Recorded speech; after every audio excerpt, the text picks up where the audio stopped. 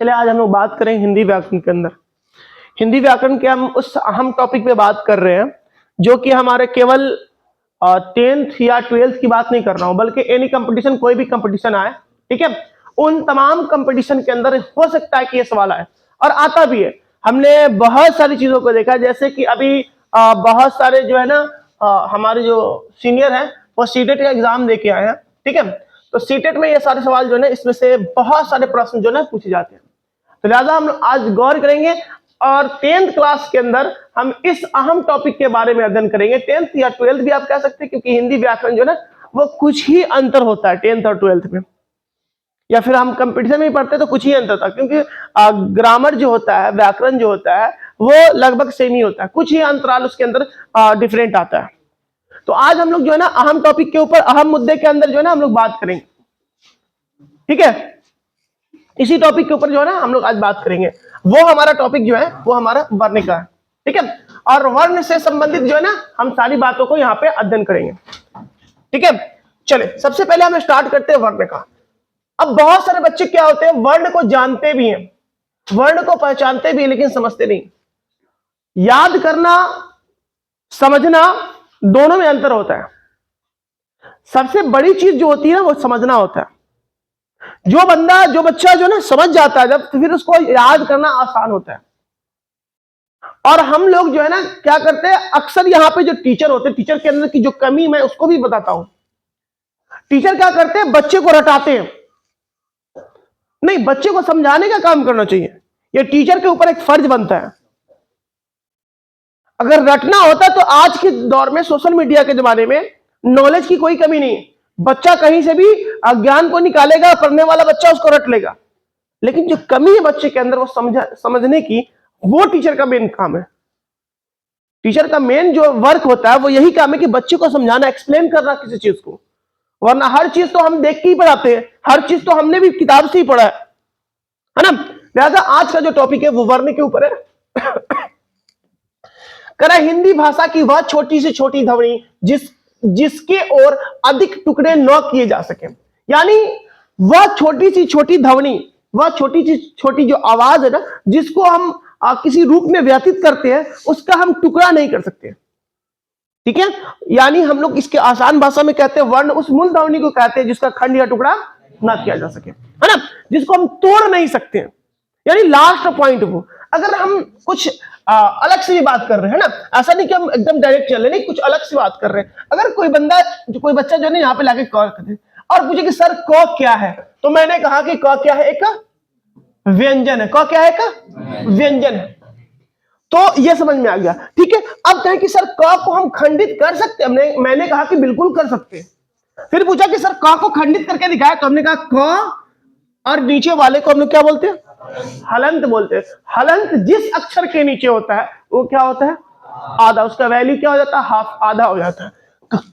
क हलंत प्लस उसके बाद क्या है, हाँ। अब ये जाके क्या बन गया, संपूर्ण रूप से क्या बन गया, हमारा क बन गया, ठीक है। लेकिन बहुत सारे बच्चे इसमें कंफ्यूज होते हैं। और याद रखिएगा ये हमारा कंसेप्ट है और हम कंसेप्ट क्लास में पढ़ रहे हैं, तो सबसे पहले मेरा फर्ज ये कि हम अपने कंसेप्ट को क्लियर कर ले, ठीक है। क्या है कि क हलंत प्लस आ, तो ये क्या कहलाएगा, ये क्या कहलाएगा, फिर ये पूर्ण रूप क्या कहलाएगा। तीन चीजें। सबसे पहला चीज कि ये वाला क्या कहलाएगा, ये क्या कहलाएगा, फिर ये क्या कहलाएगा। इस दोनों टॉपिक के मिलने से एक बन रहा है, फिर वो क्या बनेगा। पॉइंट नंबर 1 क हलंत है, ये एक वर्ण है, क्या है। पॉइंट नंबर 2 अ है, अ क्या है, एक स्वर है। और पॉइंट नंबर 3 क्या है, कंप्लीट है, पूर्ण रूप है, ये हमारा हो जाएगा व्यंजन।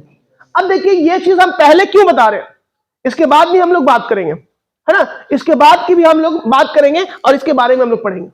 लेकिन पहले इसलिए बताया ताकि आपका कॉन्सेप्ट क्लियर जाए, आगे जब हम स्टेप बाय स्टेप पढ़ेंगे फिर इसके बारे में भी हम लोग बताएंगे।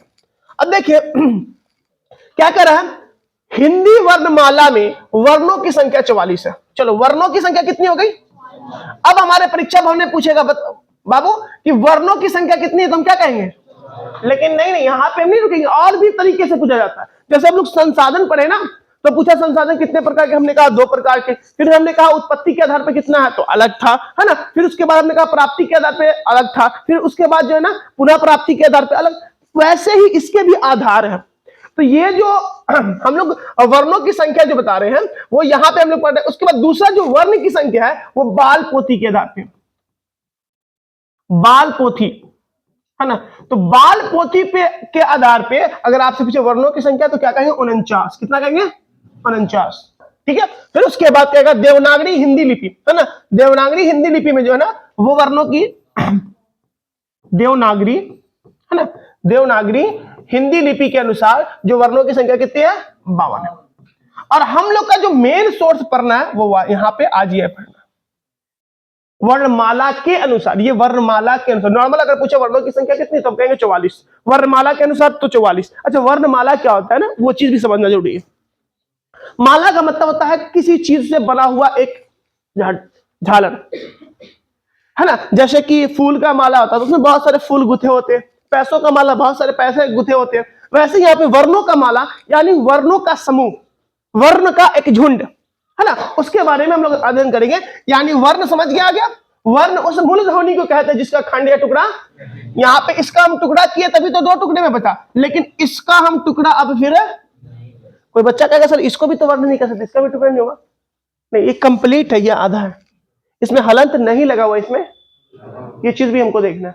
ठीक है, ये डायरेक्ट नया ही बन के आता है। ठीक है, और ये बनता है फिर उसके बाद पूरा कंप्लीट होता है। ठीक है, चलो अब ये चीज हम समझ में आ गया। अब देखो फिर क्या कर रहा है, वर्णों के भेद। अब वर्ण को 2 भाग में बांटा गया, वर्ण को 2 भाग में बांटा गया। एक क्या है, स्वर, क्या है, और दूसरा व्यंजन, क्या है, व्यंजन। ये 2 चीजें बहुत महत्वपूर्ण है। और मैं कहता हूं और हर बार कहता हूं कि बच्चे इसको एकदम आसानी से समझ सकते हैं। आप सिंपल थॉट में समझे, ये हमारा बाप हो गया और इस बाप का 2 बेटा हो गया।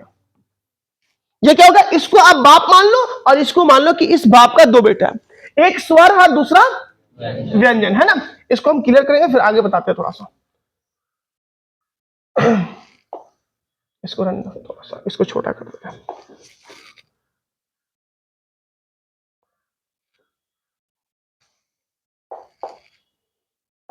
चलो अब देखो ये चीज हम जान गए, स्वर और व्यंजन। देखिए सबसे पहले स्वर क्या है, ठीक है। स्वर का जो मतलब होता है आवाज होता है, लघु मानी जो होता है वो आवाज होता है। लेकिन यहाँ पे स्वर पूछा कि स्वर क्या है। देखिए स्वर वह वर्ण यहाँ पे दिया हुआ है, आप ध्यान देंगे, वह वर्ण जिनका उच्चारण स्वतंत्र रूप से किया जाए, मतलब कि किसी का मदद जो है ना किसी का नहीं लेता हो, मदद जो है ना वो किसी का नहीं लेता। कौन, स्वर कभी भी किसी का मदद। और व्यंजन क्या है भाई, वो हमेशा मदद लेगा। किसका लेगा भाई, तो वो लेगा स्वर का ही। किसका लेगा, ये देखो, अब ये देखो, ये बड़ा बेटा हो गया और ये छोटा बेटा हो गया। तो बड़ा बेटा क्या हुआ, जल्दी बड़ा हुआ, कमाने लगा।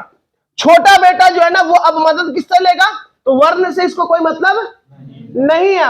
अब लेगा किसे, बड़ा भाई से ही मदद लेगा। और बड़ा भाई, बाप समझो मर गया, बाप मर गया तो बड़ा भाई ही घर का गार्जियन होता है। तो व्यंजन जो है ना अब किससे मदद लेगा, और स्वर तो खुद अपना मदद स्वयं करता है।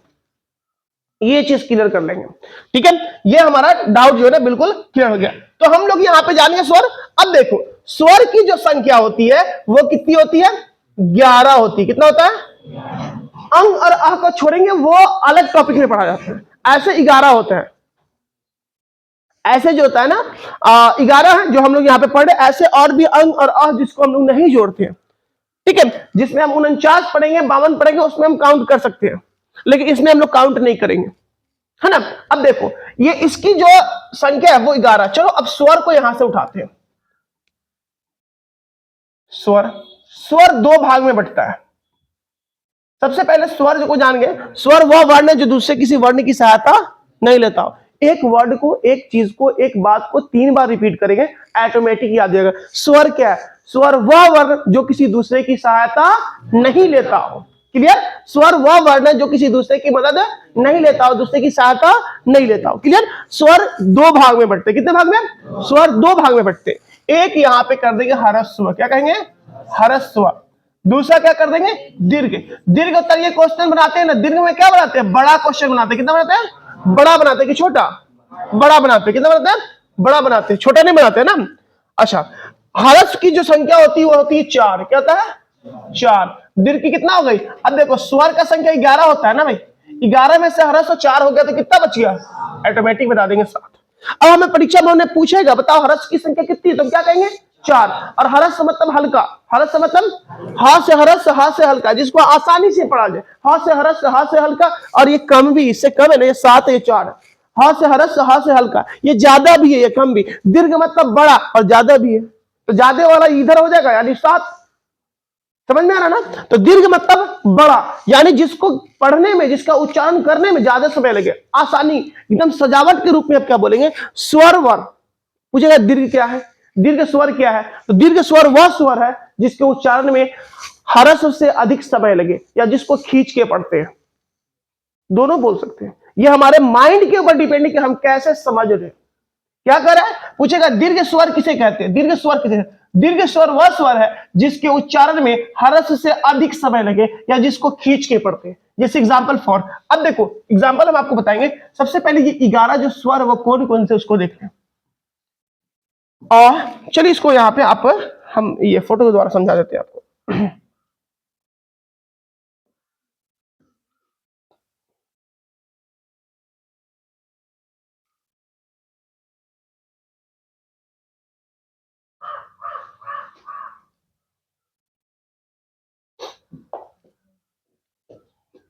ठीक है, यहाँ पे देखें, करा वह वर्ण जिनका उच्चारण स्वतंत्र रूप से किया जा सके या अन्य किसी वर्ण की सहायता के बिना जिसका उच्चारण किया जा सके, स्वर कहलाते। वही चीज जो दूसरे किसी का वर्ण का सहायता नहीं, स्वतंत्र मतलब क्या होता? आजाद, किसी दूसरे पर निर्भर नहीं हो, है ना, वो चीज होगा। अब करा ये संख्या में 11 होते हैं, कितना होता है भाई? हमने अभी बताया 11 होते। फिर उसके बाद क्या करा है कि जबकि मात्राओं की संख्या 10 होती है। अब ये जो आ, चलो इसको लिख ही लेते हैं। आ, छोटी ई, बड़ी, यहां पे लिखा है ना, उसको हम लोग देखेंगे। छोटी ऊ, बड़ी ऊ, री, है ना। उसके बाद क्या है? ए, आए, ओ, आओ। ये कितने हो गए भाई? काउंट करो, 1 2 3 4 5 6 7 8 9 10 और, तो स्वर की संख्या कितनी है? 11। अब जो ये 11 है, तो हमने क्या कहा कि स्वर की संख्या कितनी है? 11। लेकिन इसमें मात्रा, मतलब इसके बदले जब हम पढ़ते हैं तो मात्रा के रूप में इस्तेमाल करते हैं, यानी अ का कोई मात्रा बिल्कुल नहीं होता। ठीक है, और आ का मात्रा आकार होता है, ई का मात्रा छोटी ई होता है, ऐसे हर्षाई, इसको हम लोग क्या कहते हैं? दीर्घाई, है ना, हर्षु, दुर्गु, है ना, लड़ी, एक के लिए। ये सब रूप आपको दिया गया है, ये सब आपको दिया गया, इसको समझना है। अब देखो इस चीज को, ये चीज अगर हम देखें फिर उसके बाद हम समझे तो ऑटोमेटिक हमको समझ में आ जाए क्या होता है। अब देखो कि इसमें स्वर की संख्या कितनी है? 11 है। हम कहेंगे कौन ऐसा, यहां पे देखेंगे, कौन ऐसा ये स्वर है जिसकी कोई मात्रा नहीं होती, तो हम क्या कहेंगे? आ की कोई मात्रा है? ये अच्छे अच्छे जो है ना, बड़े बड़े विद्वान भी इस चीज को नहीं जानते हैं, और ये शिक्षक की कमी भी होती है जो बहुत सारी चीजों को नहीं बताते बच्चे को। और आज का माहौल, बच्चे पढ़ना भी नहीं चाहते, ये भी चीज है, ये भी एक चीज है। गलती दोनों तरफ से, एक तरफ नहीं, दोनों तरफ है। यानी अब देखो ये चीज, अब बड़े बड़े परीक्षा में पूछेगा कौन ऐसा स्वर है जिसकी कोई मात्रा नहीं होती, तो हम क्या कहेंगे? आगे कोई मात्रा नहीं, मात्रा और तो किसी वर्ण को मिलने के बाद कंप्लीट करेगा ना, वो मात्रा क्या देगा? वही आ मिल जाए तो आकार दे देगा, ई मिल जाए तो हर्षई देगा, बड़ी ई मिल जाए दीर्घई देगा। ये एक चीज अपना संपूर्ण रूप किसी के साथ देता है। तो हम लोग हरस्व जान गए, दीर्घ जान गए। अब देखो हरस्व की संख्या 4 है, दीर्घ की संख्या कितनी है? 7 है ना। अब देखो इसमें अब हरस्व कौन कौन सा है? परीक्षा में हमने पूछा कि अ क्या है, तो अ कहेंगे हरस्व है। देखो इसको कम समय लग रहा है। छोटी ई क्या है? हरस्व है। छोटी ऊ क्या है? हरस्व है। बहुत सारे विद्वानों में कंफ्यूजन भी है। अब इस दोनों के बीच में कोई विद्वान कहता है कि ए है, कोई विद्वान कहता है कि डी है ना। सबका मानना अपना अपना, ठीक है। लेकिन जो 4 पॉइंट हमको चुनना है कि हरस्व कौन कौन सा है, तो एक अ को काउंट करते हैं, एक छोटी ई को, एक छोटी ऊ को, एक री को। कुछ विद्वान का कहना है कि री नहीं बल्कि ए भी है, कुछ विद्वान का मानना है, कुछ जो बड़े बड़े विद्वान है उनका। लेकिन री जो है 4 जो हमने बताया, तो अब ह्रस्व 4 कौन कौन सा है? एक अ, एक छोटी ई, एक छोटी ऊ और एक री। बाकी जो बच गए वो 7 क्या हो जाएंगे?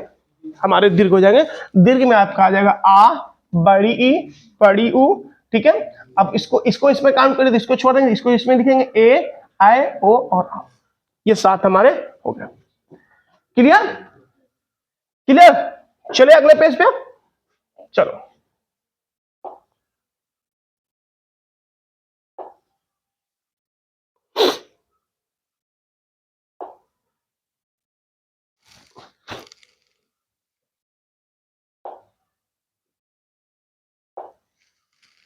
चलो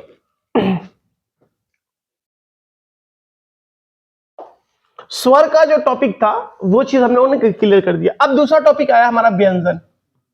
क्या है? व्यंजन। ठीक है। व्यंजन क्या है? तो देखिए ये स्वतंत्र नहीं, ये गुलाम है।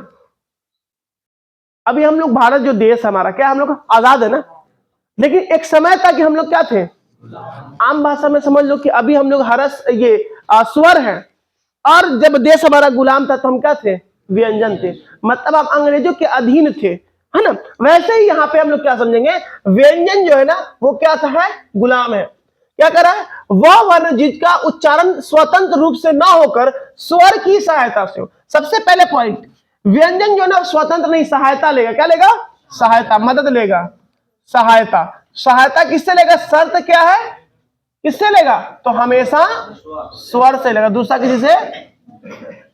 अब कोई बच्चा जो ब्रिलियंट होगा, जिसके माइंड में बात चलता हो लेकिन नहीं बोल पाया हो, या फिर जो कभी सोचा ही नहीं हो, क्या कहेगा कि सर आपने एक टॉपिक पढ़ाया है कि क को अगर तोड़ते हैं तो क हलंत प्लस अ हो जाता है, और आपने कहा कि जो टूटता नहीं हो वो वर्ण हो।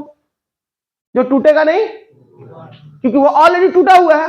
तो आप बताइए सर आ जो है वो तो टूटता है। मैंने कहा कि हाँ बिल्कुल टूटता है। इस सर अ प्लस अ टूटता है, सॉरी अ हलंत प्लस अ, यानी आप डायरेक्ट हलंत में नहीं लगाएंगे फिर भी चलेगा है। ये चीजें जो है ना, आप तो टूट गया, आप कहते हैं कि नहीं टूटा है। मैं कहा कि क्या ठीक है टूटा है, लेकिन ये अपने कैटेगरी में ही टूटा कि अलग अलग से? वही आपको देख लीजिए, अलग कैटेगरी है और ये, लेकिन ये अपने फैमिली में ही टूटा है। इसलिए ये क्या होगा? स्वर ही होगा, और वो क्या होगा? व्यंजन होगा। पॉइंट पे आते हैं, व्यंजन क्या है? अब सवाल यह है कि व्यंजन वह वर्ण है जो दूसरे वर्ण अर्थात किसका सहायता ले? स्वर की सहायता ले, उसे हम क्या कहते हैं? व्यंजन वर्ण कहते हैं। क्या कहते हैं? व्यंजन वर्ण कहते हैं। अच्छा, अब ये चीज देखो, व्यंजन वर्ण कहते हैं, लेकिन हमने कहा था कि ह्रस्व ये स्वर और व्यंजन, तो स्वर की संख्या कितनी थी? 11 थी ना, और वर्ण की संख्या कितनी है? वर्ण की संख्या 44 थी। तो 44 में से 11 निकलेगा, क्या बच गया? व्यंजन बचा ना। तो व्यंजन कितना हो जाएगा? 33। कितना हो जाएगा? तो व्यंजन की संख्या, स्वर की संख्या, वर्ण की संख्या, वर्ण की संख्या 44, स्वर की संख्या 11 और व्यंजन की संख्या। अब स्वर में भी आएंगे, ह्रस्व की संख्या 4 और दीर्घ की संख्या 7। क्लियर? चलो चलो इस टॉपिक को यहां पे थोड़ा सा अच्छे रूप से बताने की कोशिश करते हैं।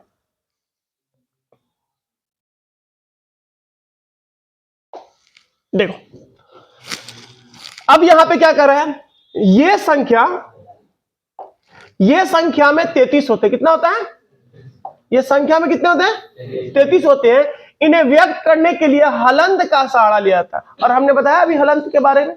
हलंत जो होता है किसी भी अक्षर के नीचे लगता है, जिसका रूप क्या होता है? आधा होता है। ठीक है। व्यंजन के अब भेद है, हर इंसान का भी भेद होता है ना कुछ, वैसे व्यंजन के भेद के हम जानेंगे। व्यंजन के कितने भेद बताए गए? ठीक है, यहां पे हम लोग 3 ही जानेंगे, हालांकि इसके अलावा और भी है, लेकिन 3 ही जानेंगे, इसलिए क्योंकि हम लोग 33 के आधार पर पढ़ रहे हैं।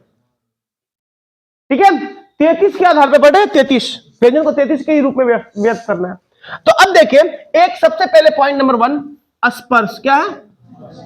स्पर्श का मतलब क्या पता चला? छूना। स्पर्श मतलब छूना। दूसरा है अंतःस्था, अंतःस्था। ठीक है। तीसरा क्या हमारा? उसमें क्या है, उसमें। ये 3 टॉपिक में बट गया, ये हमारा जो है ना 3 टॉपिक में जो है ना आपका बट गया। सबसे पहले स्पर्श, दूसरा अंतःस्था, तीसरा उसमें। अब देखो स्पर्श की संख्या 33 है, सॉरी ये 25 है। कितनी है? 25 है। अंतःस्था की संख्या 4, उसमें की संख्या 4, टोटल जोड़ेंगे तो कितना आ जाएगा? और व्यंजन हमारी 33 है। अब इससे प्रश्न कैसे पूछता है वो चीज हम देखेंगे, और ये हमारे लिए बहुत महत्वपूर्ण है, लिहाजा इसको एकदम गौर से देखेंगे हम लोग। ये हमारे लिए महत्वपूर्ण है, कोई माने या ना माने, ये हमारे लिए महत्वपूर्ण है। कैसे है इस चीज को हम देखेंगे, ठीक है। देखो सबसे पहले चीज, ये जो स्पर्श व्यंजन है वो कौन कौन से हैं, ये जानना जरूरी है। ये जो स्पर्श व्यंजन है ये जानना जरूरी है कि कौन कौन से हैं, ठीक है, ये जानना बिल्कुल जरूरी है। स्पर्श में अब कौन कौन है, तो ये क से लेके कहां तक है? म तक, क से लेके म तक। इसकी कुल संख्या 25 है, ठीक है। और अंतःस्था में जो है ना वो 4 है। कितना? तो एक हो गया य, र, ल और ह, इसकी संख्या 4 है। और उसमें कितना? ये भी 4 है। कौन कौन? तो मूर्धन्य, तालाब्य श, मूर्धन्य श, दंत स और ह। हम लोग फिर कभी क्लास में पढ़ेंगे कि इसको तालाब्य श क्यों कहते हैं, इसको मूर्धन्य स क्यों कहते हैं, इसको दंत स क्यों कहते हैं। हालांकि तीनों का उच्चारण स से ही होता है, ठीक है। नेक्स्ट कभी क्लास में इसके बारे में अध्ययन करेंगे। अब देखो यहां पे स्पर्श व्यंजन सबसे पहले कहते किसको? देखिए जब वर्ण का उच्चारण करते हैं ना तो मुख का कोई 2 भाग, ठीक है, हमारे मुख का कोई 2 भाग आपस में स्पर्श करता है, उसको हम लोग कहते हैं स्पर्श व्यंजन। क्या कहेंगे? स्पर्श व्यंजन। क्या कहेंगे? और ये क से लेके कहां तक होता है? म तक होता है, क से लेके म तक। अब देखिए दूसरा जो है अंतःस्था, क्या नाम है उसका? अंतःस्था। इसकी संख्या 4 होती है। कितना होता है? 4 होती है। और 4 होती है तो इसमें एक है य, दूसरा र, तीसरा ल और चौथा। आपको ट्रिक में हमने बताया था भोजपुरी में इसको याद करेंगे, यही रलवा। क्या बोले थे? अब इस हिसाब से याद होगा, यही रलवा, मतलब ऑटोमेटिक आपके माइंड में सेटअप हो जाएगा। कॉन्सेप्ट को क्लियर करेंगे ना, अपने माइंड को क्लियर करें, ऑटोमेटिक हर चीज माइंड में चलता चला जाएगा, ठीक है। उसके बाद उस व्यंजन, उसका मतलब होता है गर्म, उसमें मतलब गर्म, यानी जब हम इस कोई वर्ण का उच्चारण करते हैं ना तो हमारे मुख से क्या निकलेगा? गर्म वायु निकलेगा। अभी हमने अंतःस्था को बताना भूल गया हूं, बताएंगे कि अंतःस्था कहते किसको है। उस पे आए उसमें बात कर ले। उस मतलब होता है गर्म, उस मतलब गर्म, यानी कोई वर्ण का जब हम उच्चारण करें तो हमारे मुख से गर्म वायु निकल रहा है, उसे हम क्या कहते हैं? उसमें क्या बोलेंगे? उसमें व्यंजन।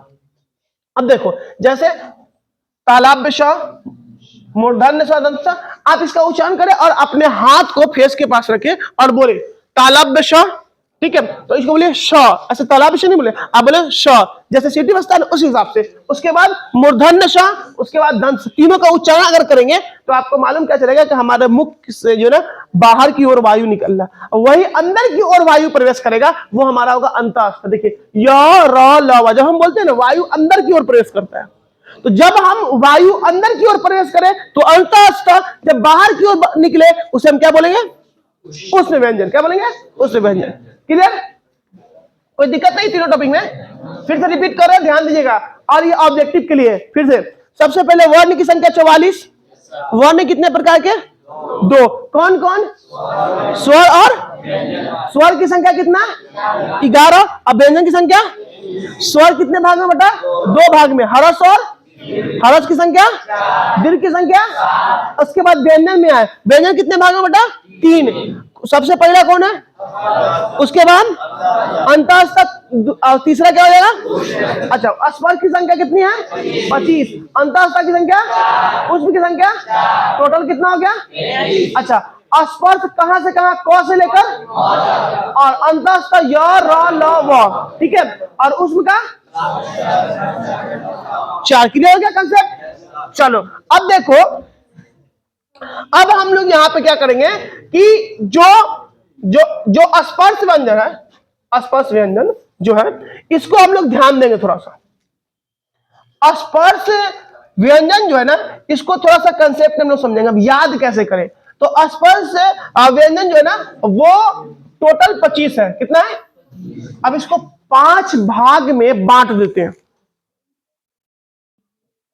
5-5 करके इसको बांट देंगे तो आसानी से याद होगा। और यही चीज जो हम याद कर रहे हैं ये हमारे संधि के लिए बहुत जरूरी है। ठीक है, देखिए अब सबसे पहले स्टार्ट करते हैं यहां से क से। यहां पे क, ख, ग, घ और अंग, ये पहला सीढ़ी हो गया, एक वर्ग। दूसरा में आते क्या है? छ, ज, झ और तीसरा सीढ़ी में आते क्या? ट।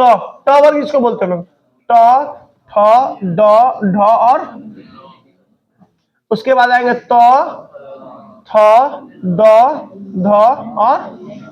चलो इसको थोड़ा सा और छोटा कर लेते हैं।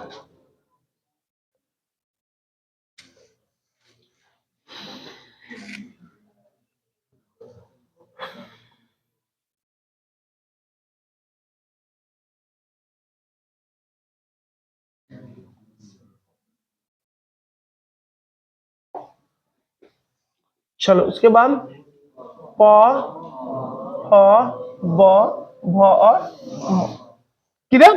अब देखो ये सबका सीढ़ी अलग अलग है और ये कॉन्सेप्ट बहुत ही जरूरी है।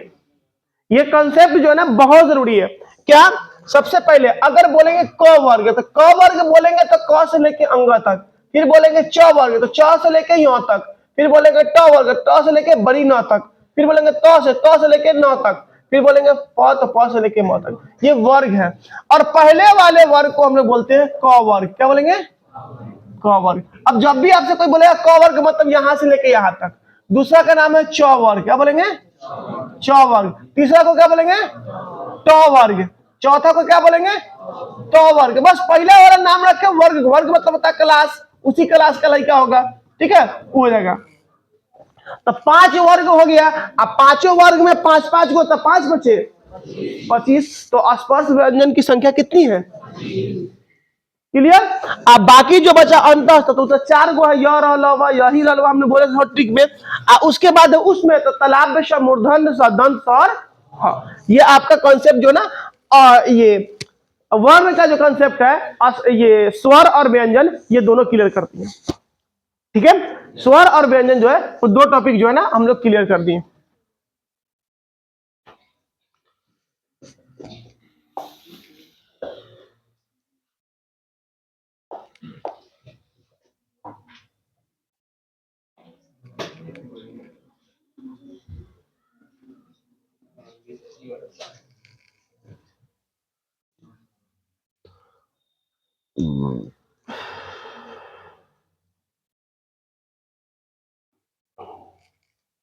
चलिए अगला जो टॉपिक है वो हमारे लिए भी और भी इंपॉर्टेंट है। इसको हम अगर समझना चाहें तो बहुत इंपॉर्टेंट है, नहीं समझे तो फिर कुछ भी नहीं। ये समझने के ऊपर है, लेकिन हम लोग समझने का प्रयास करेंगे। चलो इसको फुल करके पढ़ा देते हैं इसी में, ये हमारे लिए जरूरी है।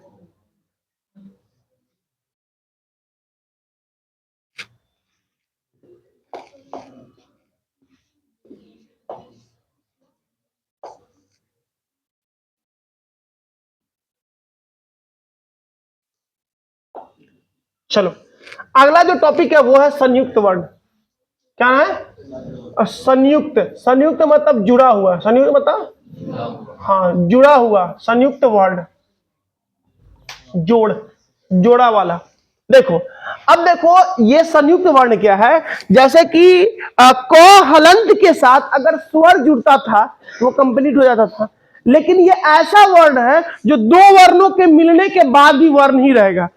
अब व्यंजन बढ़ने के लिए शर्त क्या है? उसके साथ स्वर चाहिए। व्यंजन बढ़ने के लिए शर्त क्या है?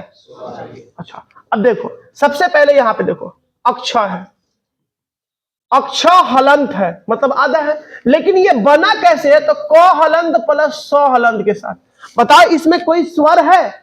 स्वर है नहीं है तो ये कंप्लीट हुआ नहीं हुआ। यानी ये दोनों मिलके ये कंप्लीट बनाया। इसको कंप्लीट करने के लिए जब हम अ लगाएंगे तो ये अक्षर पूरा अब होगा। इसके सिंपल थॉट में हम अगर देखें तो अक्षर हलंत प्लस अ लिखेंगे तब जाके ये पूरा होगा। यानी ये चीज जो बना है ना वो दो चीज से मिलकर बना हुआ। इसके बाद तीसरा अ आया तब जाके अक्षर कंप्लीट हुआ। ठीक है, तो इसी चीज को क्या कहा, दो व्यंजनों के मेल से बने वर्ण को, दो व्यंजनों के मेल से बने वर्ण को हम लोग क्या बोलेंगे, संयुक्त वर्ण बोलेंगे। दो व्यंजन कौन कौन है भाई, क हलंत स हलंत मिलके क्या बना अक्ष हलंत, और अ मिला उसके साथ तब क्या बना अक्षर कंप्लीट बना। ये चीज याद रखेंगे, बहुत इंपॉर्टेंट। दूसरा आता है हमारा त्र हलंत क्या है, तो त्र हलंत जो है तो हलंत प्लस र हलंत करेंगे तब जाके ये बना त्र हलंत। अब इसमें अ अब जोड़ेंगे तब जाके ये त्र क्या होगा हमारा कंप्लीट होगा। ठीक है, तीसरा हमारा क्या है, वो है ज्ञ। क्या है, तो ये ज हलंत के साथ य जुड़ता है हलंत तब जाके ये बनेगा ये कंप्लीट। अब इसमें अ जोड़ेंगे तब जाके ये हमारा कंप्लीट होगा ज्ञ। उसी प्रकार लास्ट हमारा स्र है, ये 4 है। इसकी भी संख्या कितनी है, हाँ संयुक्त वर्ण की संख्या कितनी है 4 है। अब ये कैसे बनेगा, तो स हलंत तलाबे श हलंत प्लस र।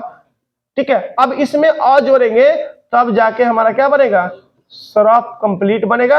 अगर अ नहीं जोड़ते हैं स्र हलंत ही रहेगा, वो कंप्लीट नहीं होगा। ठीक है, चले इसके बाद जो है हमारा अगला टॉपिक आता है अयोगवाह वर्ण। क्या आता है अयोगवाह। अच्छा देखिए अयोगवाह वर्ण का क्या मतलब, अ मतलब होता है हिंदी में, अ का मतलब क्या होता है नहीं, अयोग मतलब जोड़, योग मतलब अयोग जिसको जोड़ा नहीं जाता, लेकिन वह है उसके साथ बहता है चलता है वर्ण है। ठीक है, वो कौन कौन है, अब देखिए जिसको हम लोग छोड़ दिए हैं, जिसको हम लोग छोड़ दिए हैं कौन कौन है वो देखिए, वो कौन कौन है उसको देखना है।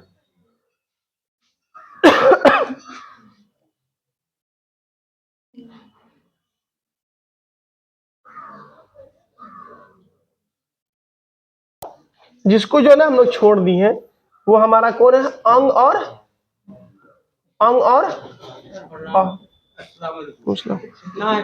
ना नहीं ना नहीं है, बाहर गए हूँ।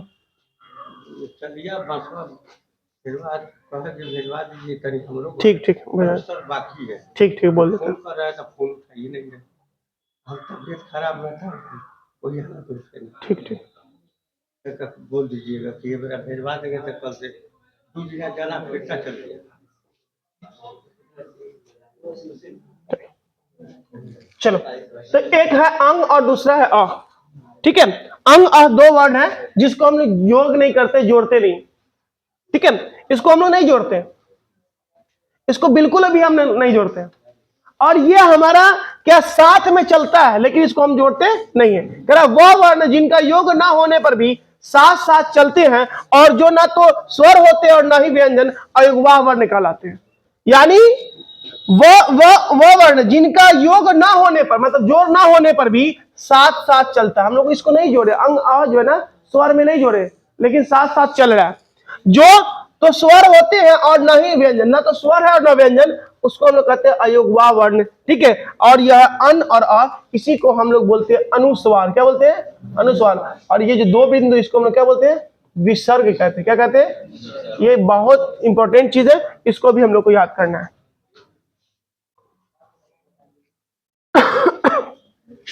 यहीं तक रहने दो, आप लोग क्लास कराने के लायक नहीं है, बहुत डिस्टर्ब कर रहे हैं।